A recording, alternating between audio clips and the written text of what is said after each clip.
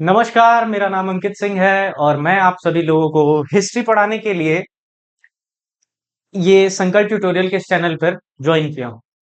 देखिए, हमारे साथ ये चीज आप नोटिस करेंगे कि कॉमनली आपको हर सब्जेक्ट्स के इसमें कंटेंट अवेलेबल हो जाएंगे। दूसरी चीज ये है कि मैं ही करंट अफेयर की कुछ सीरीज लेके आ रहा हूँ। फिलहाल कुछ समय से बंद चल रहा है क्योंकि हमारे कुछ टेक्निकल टीम में प्रॉब्लम आई पड़ी है। तो ऐसे केसेस में अभी फिलहाल आपको कॉम्पिटेटिव लेवल के एग्जाम्स में जो हिस्ट्री के पोर्शंस होते हैं, देखिए ये जो सेगमेंट होता है आजकल का सबसे ट्रबल सेगमेंट हो गया है, क्योंकि जितने भी एग्जाम्स हो गए हैं जस्ट लाइक सीयूईटी, और आप बात कर लीजिए जितने भी एसएससी यूपीएससी, और इन सभी कॉम्पिटिशन्स में एक कॉमन पोर्शन होता है हिस्ट्री का। तो हिस्ट्री जो पोर्शन हो रहा है उसमें आपके नंबर आप कैसे गेन करेंगे, ये पूरे इस थियरी, इस पूरे सीरीज में आप सीख जाएंगे।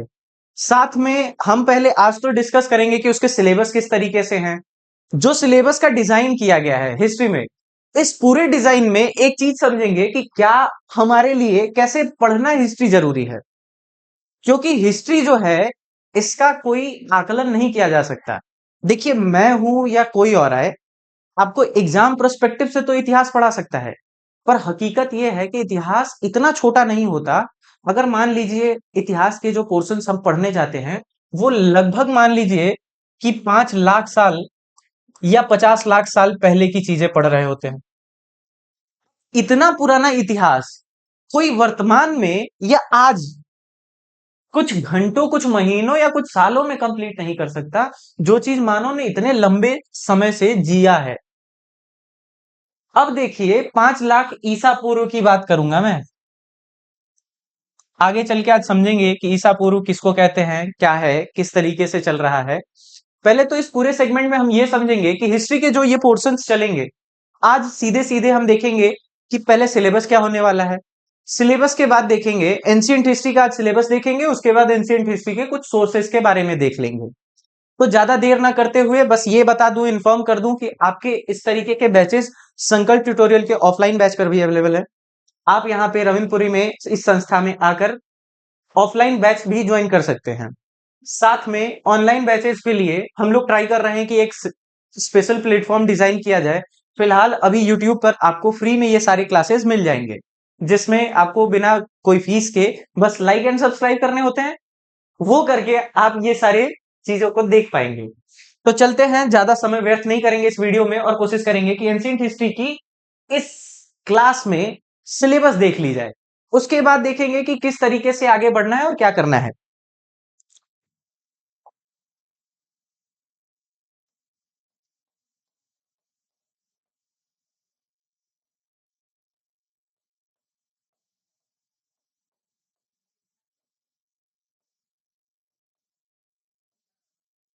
प्राचीन इतिहास। देखिए, प्राचीन इतिहास की खास बात रही है कि ये वो काल रहा है जहां मानव सभ्यता तक पहुंच गया। मानव सभ्यता तक पहुंच गया मतलब इसका बहुत बड़ा अर्थ निकलता है, हम जितने हल्के में ले लेते हैं, क्योंकि आज हम जन्म लेते हैं तो घर में जन्म ले रहे हैं, लेकिन ये मानव जब जन्म ले रहा होगा तो वो जंगलों में जन्म ले रहा होगा। उसके लिए कोई स्थायी निवास नहीं होता होगा, खाने की कोई प्रबंध नहीं होती होगी, खाना बनाना कैसे इसके बारे में उसकी कल्पना नहीं थी, मानव जिएगा कैसे इसके बारे में कोई नियम कानून नहीं थे। तो यहां से मानव ने जब घर, शहर, बस्तियां, उसके बाद तमाम जो विकास किए, खेती का, लोहे के ये जितने औजार हैं, ये कैमरा बना हुआ है, ये बोर्ड बने हुए हैं, ये मानव के विकास का क्रम दर्शाता है।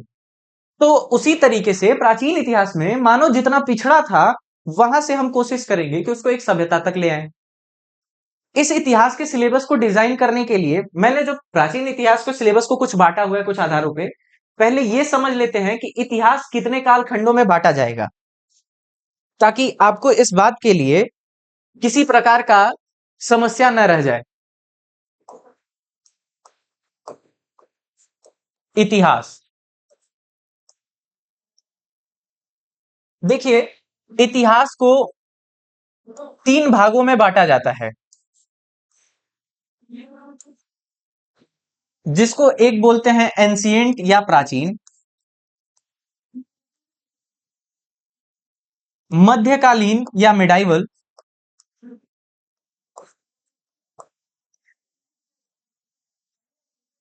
बचा हुआ आधुनिक।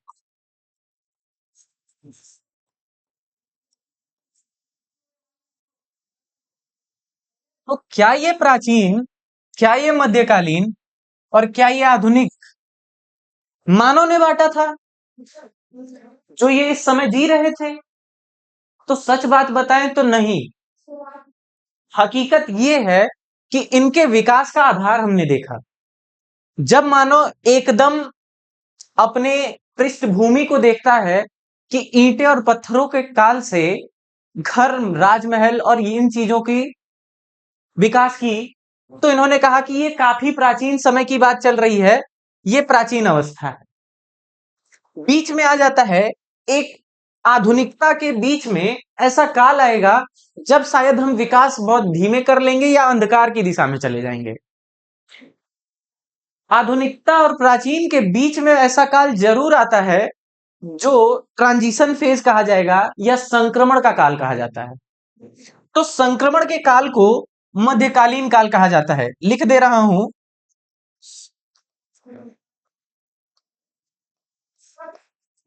संक्रमण काल। ये परिवर्तन का काल है। मानो कि ये पीरियड बहुत लंबी नहीं होगी, लेकिन होगी जरूर। ये आधुनिकता की तरफ बढ़ने का मार्ग जरूर प्रशस्त करती है, मार्ग जरूर दिखाती है, लेकिन प्राचीन से आधुनिक के बीच में एक पुल का काम करेगी। जब हम ये इतिहास पढ़ते जाएंगे, एक सीरीज बनती जाएगी, तब आपको एक अच्छा खासा इतिहास पे समझ बन जाएगी कि इतिहास है क्या। और देखिए, फिर से दोहरा रहा हूं, ये सारे जो पॉइंट्स होंगे, इसमें मैं जो भी वीडियोस में, लेक्चर्स में आपको बताऊंगा, ये सारे एग्जाम पॉइंट ऑफ व्यू से एकदम फैक्चुअल डेटा पर आधारित नहीं होंगे। ये तात्पर्य निकालेगा कि हमारी इतिहास की समझ कितनी अच्छी होती जा रही है। अगर आपकी इतिहास की समझ हो जाती है, तो वो कुछ फैक्चुअल्स डेटा के कनेक्शंस आप हमें कनेक्ट कीजिएगा या हमसे जुड़ाव रखिएगा, हम आपको कहीं ना कहीं इस चीज का फैक्ट्स डिलीवर कर देंगे। लेकिन यहां पर ये सीखने से, दिमाग से पहले ये निकाल के आइएगा, ये सीखने से पहले कि आपको मैं कुछ तथ्य गिनाऊंगा जो अदर वीडियोस में लिखे रहते हैं। क्लियर रहेगा कि यहाँ सिंधु घाटी सभ्यता का मतलब होगा कि सिंधु घाटी सभ्यता का विकास किस तरीके से हो रहा है, वहां समाज की स्थिति कैसी थी, वहां महिलाओं की स्थिति कैसी थी, वहां दास थे या नहीं थे, वहां व्यापार कैसे होता था, वहां आर्थिक गतिविधियां कैसे होती थी। लेकिन ये नहीं सीखेंगे कि मोहनजोदड़ो है कि हड़प्पा है कि कौन सा है।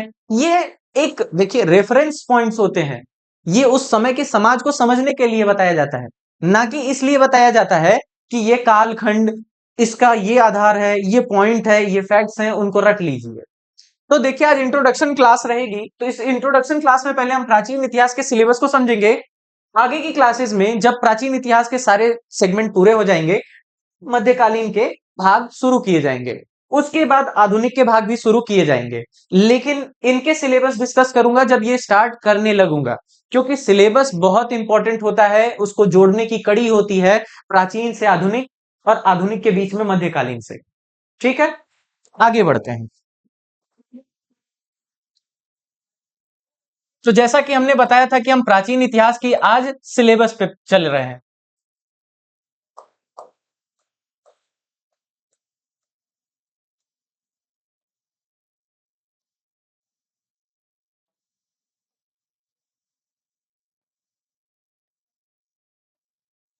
देखिए, प्राचीन इतिहास का सिलेबस का पहला चैप्टर जो होगा, उसको बोलते हैं पाषाण काल।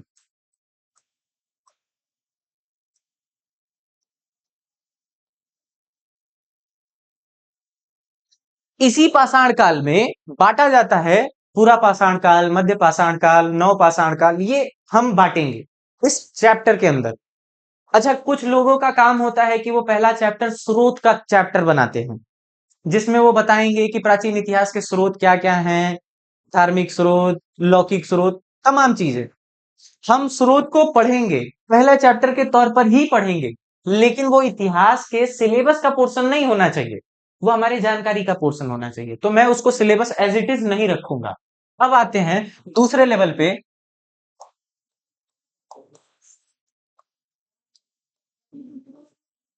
ताम्र पाषाण काल।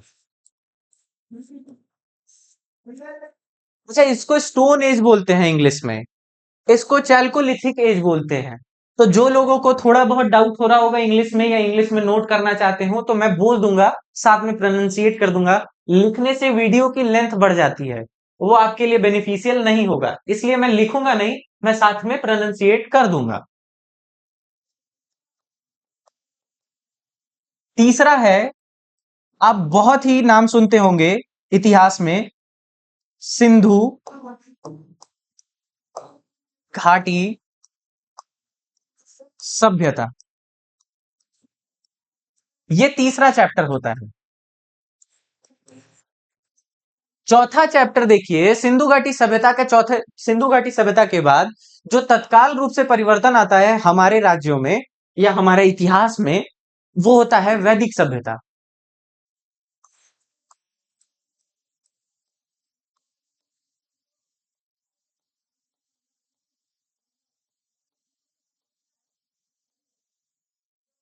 देखिए, इसी वैदिक सभ्यता को दो भागों में बांटा जाता है, एक ऋग्वेद काल, एक उत्तर वैदिक काल। ध्यान रहे, मैं उस काल का डिवीजन नहीं करूंगा, कारण सिर्फ और सिर्फ एक, कि अगर मैं उसका डिवीजन कर देता हूं तो सिलेबस की लेंथ बढ़ जाती है, सिलेबस की समझ नहीं बढ़ती। ये इसी काल का भाग है वो। और इसमें हम जब पढ़ने जाएंगे चैप्टर्स तो उसमें ईयर को जरूर डिनोट करते हुए चलेंगे।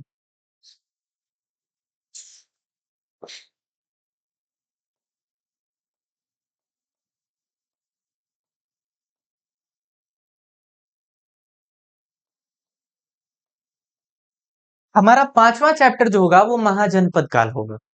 देखिए, महाजनपद काल में ही मैं जैन बौद्ध को जोड़ूंगा, इनको अलग से नहीं लेके चलना चाहिए।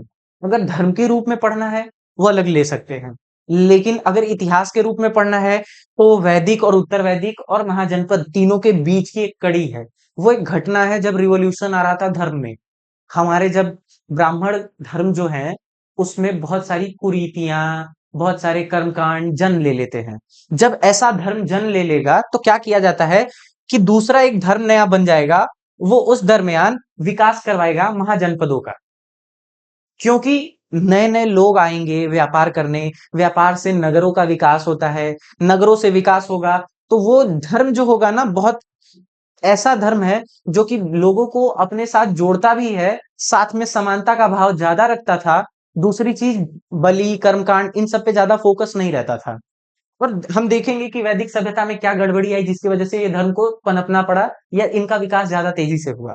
तो उत्तर वैदिक में और महाजनपद में जोड़ूंगा उनका लिंक, जिससे आपके सिलेबस में वो चीज आ जाएगी जो आप सोच रहे हैं कि मैम छोड़ रहा हूं।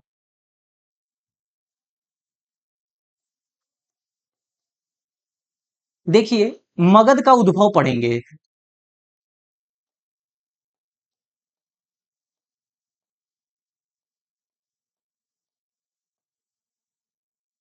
मगध के उद्भव में हम एक चीज देखेंगे कि ये मगध जो है, महाजनपदों में एक महाजनपद रहता है मगध, सारे महाजनपद को अपने अंडर में ले लेता है।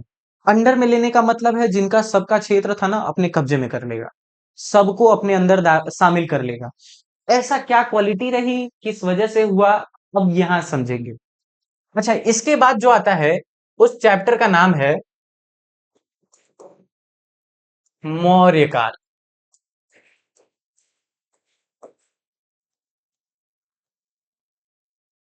जो इतिहास के बारे में रत्ती भर भी नहीं जानते होंगे, वो इतना जरूर जानते हैं कि अशोक एक राजा था, वही राजा सम्राट था। लेकिन ध्यान रहे, राजा और सम्राट में बहुत अंतर होता है, इस चैप्टर में समझाऊंगा। मौर्य का ही वो वंशज रहेगा, इसी काल में वो व्यक्ति आएगा। अच्छा, चंद्रगुप्त मौर्य का नाम लगभग लोगों ने सुना होगा, जो इतिहास को थोड़ा बहुत जानते होंगे वो जरूर सुने होंगे। तो मौर्य काल एक ऐसा काल रहेगा जिसमें हमारे देश में एक बहुत बड़ा पोर्शन, एक बहुत बड़ा पोर्शन जन्म लेगा और वो दिखाएगा कि इस पूरे भूभाग पर एक आदमी शासन कर सकता है।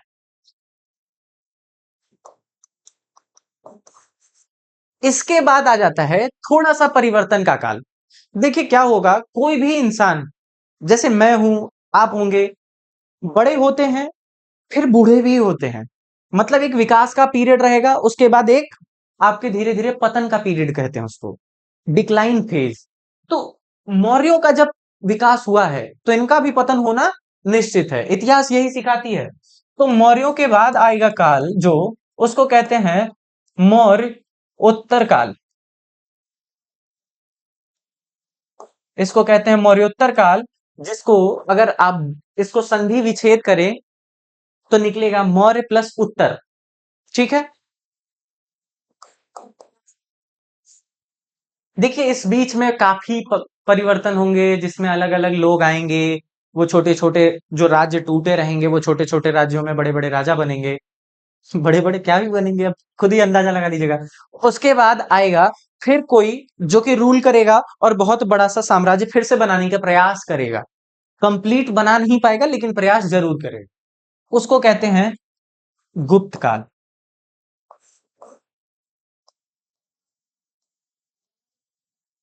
ठीक है। आप देख पा रहे हैं कि एक बार साम्राज्य बना मौर्यों के टाइम में, दूसरी बार साम्राज्य बना गुप्तों के पीरियड में। अब देखिए जैसे कि इनका विकास हुआ है, इनके बाद कोई बात होती है, वैसे ही गुप्त का भी विकास हुआ है, तो विकास के बाद भी कोई बात आएगी, वो होती है गुप्तोत्तर काल।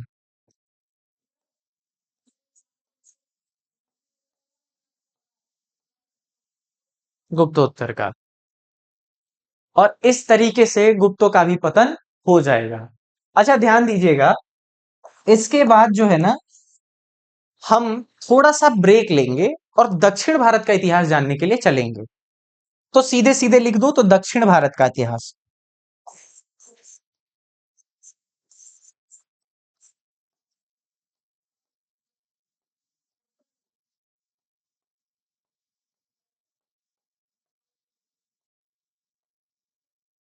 दक्षिण भारत का इतिहास। जिन लोगों को ये सिलेबस अगर स्क्रीनशॉट लेना है पढ़ाई के लिए, सिलेबस बनानी है, मैं हट जा रहा हूं 2 मिनट के लिए, आप स्क्रीनशॉट ले लीजिए। चलिए आगे बढ़ते हैं। अभी मैंने आपसे इस सिलेबस को लिखने से पहले एक बात कही थी कि कुछ लोग पहला चैप्टर स्रोत को बना देते हैं, इतिहास के, प्राचीन इतिहास के स्रोतों को पहला चैप्टर बना देते हैं और सिलेबस में उसको लिख देते हैं। उससे सिलेबस की लेंथ लंबी हो जाती है और कुछ नहीं होता। पढ़ाने से पहले समझाना होता है कि सिलेबस है कैसा। देखिए मैं भी वही काम करूंगा। पहला चैप्टर जो होता है हमारा, प्राचीन इतिहास के स्रोत।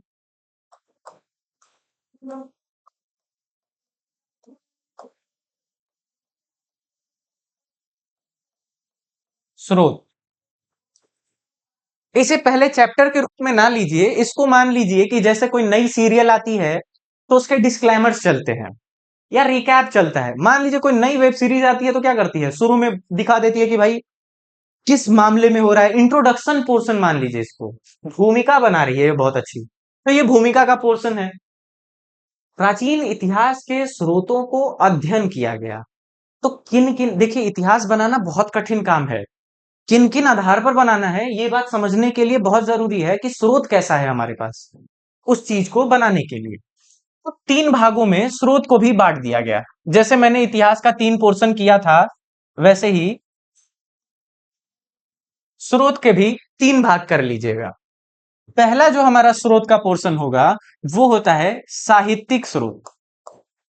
साहित्यिक स्रोत। दूसरा पोर्शन जो आता है इसमें वो होता है विदेशी विवरण।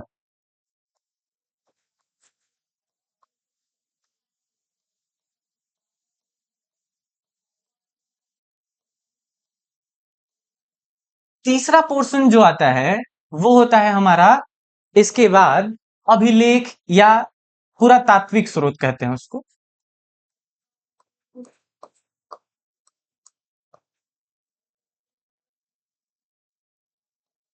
स्रोत।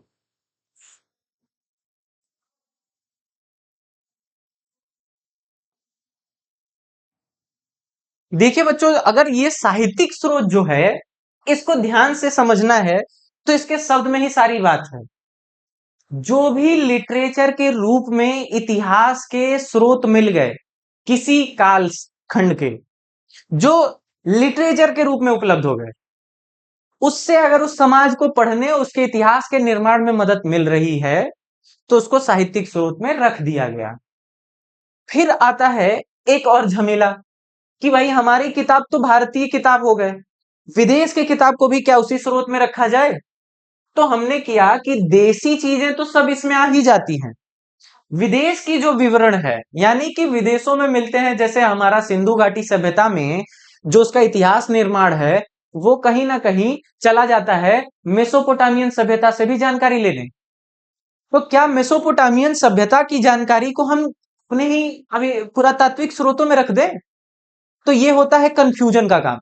इसलिए इतिहासकारों ने उसे विदेशी विवरण में शामिल कर दिया कि जो भी चीजें विदेश से मदद कर रही हैं हमारे इतिहास के निर्माण में, क्योंकि हमें बनाना है अपने इतिहास का, समाज कैसा था, वो तमाम चीजें उस कालखंड में चल कैसी रही थी, घटनाएं कैसे घटित हुई, वो चला खत्म हुआ, कौन आया कौन गया, ये सारी जो घटना चेंज हो रही है, उससे विदेश से अगर कुछ जानकारी मिल गई, विदेश के किसी स्रोत से, तो उसको विदेशी विवरण बोलते हैं। इसमें इनके किताब जैसे कि मेगस्थनीज की इंडिका, वो यहीं आती है, कभी भी साहित्यिक स्रोत में उसको शामिल नहीं करना है। एक आएगा पुरातात्विक स्रोत, इसका शब्द आप पढ़िए, इसमें लिखा है पुरा, ये बना है पुराने से, उसके बाद है तात्विक, तत्व, पुराने जो तत्व उपलब्ध हैं स्रोत के रूप में, किस चीज का स्रोत बना रहे हम लोग? प्राचीन इतिहास का। तो जो भी पुरानी चीजें उपलब्ध है, जैसे अभिलेख, सिक्के, मुहर, ये सब, मृदभांड, जो भी अगर हमारे इतिहास को निर्माण करने में सहायता प्रदान करते हैं, तो वो पुरातात्विक स्रोत में आ जाते हैं। देखिए इसमें जटिल सबसे ज्यादा अगर कहूं तो साहित्यिक स्रोत है। साहित्यिक स्रोत में क्या होता है कि हमारे पास साहित्य दो प्रकार के हो जाते हैं, एक हो जाते हैं धार्मिक और दूसरे हो जाते हैं लौकिक।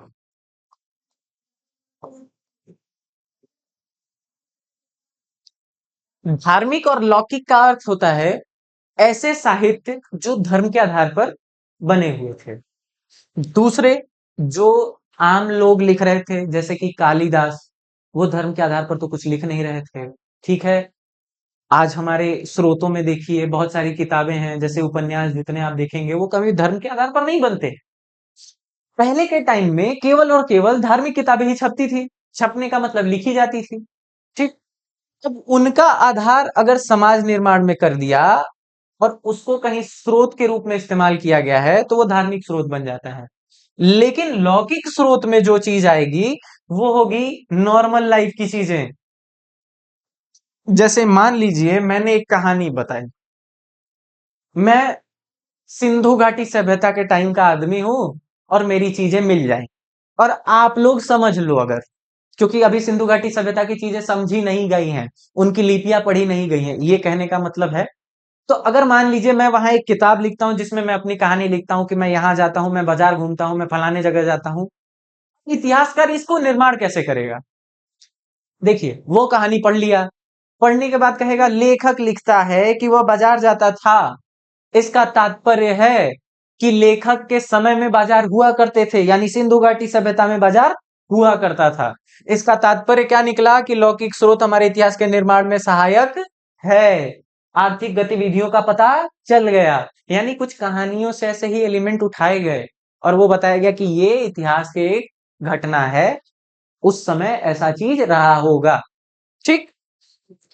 अब देखिए विदेशी विवरण की तरफ चलते हैं। पिंक कलर यूज करते हैं अब हम थोड़ा सा, क्योंकि पीला पीला थोड़ा सा खराब लगने लगा। अब देखिए इसमें एक चीज समझ में आएगी, विदेश कोई एक लोगों ने नहीं आया था। अब जितने लोग आए थे उनको कुछ तीन मेजर पोर्शन पे अलग कर लेते हैं। यूनानी का नाम सुना होगा आपने, यूनानी और रोम वाले, रोम, ठीक है, इनको इनका जो स्रोत रहेगा वो इकट्ठा कर लेंगे, एक साथ कर लेंगे। उसके बाद चीन के लोग आते हैं, चीनी विवरण। ठीक। अगला बचता है अरबी, अल बरूनी। ठीक है, नाम सुना होगा आपने, नहीं सुना होगा तो मैं सुनाऊंगा जरूर, घबराओ नहीं। इन लोगों ने स्रोतों का निर्माण करने में बहुत सहायता की, इतिहास हमारा बनाने में बहुत हेल्प किया। ये लोग ना होते तो हम कहाँ होते, यही बात होता। ठीक है, चलते हैं। अब देखिए, ये इतिहास के स्रोत हैं। अब आप कहेंगे कि मैं इसमें डिफाइन करूं, तो देखिए हर चैप्टर में उसके अपने एक स्रोत होते हैं। अगर एक अच्छा इतिहास का टीचर होगा तो वो जितने चैप्टर्स पढ़ाने जाता है उसमें बता देगा कि इतिहास के इसमें स्रोत कौन से होने वाले हैं। जब इतिहास के स्रोत आप पढ़ लेंगे तो जब भी कोई एग्जाम आता है तो पहली चीज होती है कि उस कालखंड में ये बात किस में लिखी गई है, तो पता रहती है कि इन्हीं कुछ चीजों में से होना चाहिए। तो हर चैप्टर में हम ऐसे इतिहास के स्रोत जो साहित्यिक होंगे, पुरातात्विक होंगे या विदेशी विवरण होंगे, उनका एक सेक्शन बनाएंगे और वहीं लिख लेंगे। तो इतिहास के स्रोत अब हर चैप्टर वाइज हम लोग देखेंगे, न कि इनके साथ देखेंगे। ठीक है, धन्यवाद। आज की इस वीडियो में आप लोगों का स्वागत रहा, और आप लोग इस चैनल को सब्सक्राइब कीजिए, लाइक कीजिए और इसको बढ़ावा दीजिए। आपके जरूरत की चीज हम यहाँ डिलीवर कर रहे हैं, हमारे जरूरत की चीज आप थोड़ा सा मदद करके बढ़ावा दीजिए, ये चैनल थोड़ा सा ग्रो कर जाएगा। उसके बाद फिर आपके लिए हम लोग हमेशा ट्राई करेंगे कि फ्री ऑफ कॉस्ट ही रहे, कभी भी किसी ऐप वैप के जरिए आप लोग को ज्ञान देने की जरूरत ना पड़े हम लोगों को। साथ में कोशिश किया जाएगा कि इस पूरे कोचिंग संस्थान की जो कंटेंट होगी वो मुफ्त में आपको उपलब्ध कराई जाए। हार्ड कॉपी नहीं, लेकिन सॉफ्ट कॉपी कोशिश की जाएगी कि आप लोग को उपलब्ध हो जाए। इतिहास की अगली पोर्शंस मैं जल्द ही लेके आऊंगा। उसमें हम पहला चैप्टर पढ़ेंगे पाषाण काल। उसमें हम विवरण देखेंगे कि कौन कौन से हमारे पास स्रोत हैं, क्या जानकारियां होंगी, किस तरीके से समाज बदल रहा था। और इन सभी जानकारियों के साथ आपको मैं ये कह देना चाहता हूं कि जल्द ही करंट अफेयर की वीडियोस भी आ जाएंगी। हमारी टेक्निकल टीम थोड़ी दिन में रेडी हो जाएगी। उसके बाद थोड़े जो कंटेंट्स बनने वाले हैं उसी की वजह से समस्याएं आ रही हैं। तो इन वीडियोस में आपको सारी इंफॉर्मेशन मिल चुकी है। जो भी चीजें आपको डाउट में आ रही हैं आप कमेंट बॉक्स में लिख सकते हैं। अगर आपको किसी प्रकार की और भी बातें करनी है तो आपको हमारे नीचे स्क्रीन पर नंबर चल रहा होगा, वहां आप सूचना दे सकते हैं या फिर किसी प्रकार की सूचना आप प्राप्त कर सकते हैं। अगर हमसे कोई आपको शिकायत हो सकती है, किसी प्रकार की जानकारी लेनी हो सकती है, आप वहां संपर्क करिए उस नंबर पे, वो ऑफिशियल नंबर है, आपको किसी प्रकार का दिक्कत नहीं किया जाएगा। इसके लिए आपको किसी प्रकार की और जानकारी चाहिए, आप वहीं संपर्क करें, आपको मिल जाएगा। वीडियो में कमेंट कर सकते हैं, लाइक कर सकते हैं अगर आपको पसंद आ रहा है तो। बाकी के लिए आने वाली अगली वीडियोस के लिए आपका स्वागत रहेगा, और जरूर जुड़े हमसे। साथ में धन्यवाद। इस चैनल पे ये वीडियोस मैं ही लेके आऊंगा और सारे कंटेंट, और मेरा नाम अंकित सिंह है, संकल्प ट्यूटोरियल के साथ।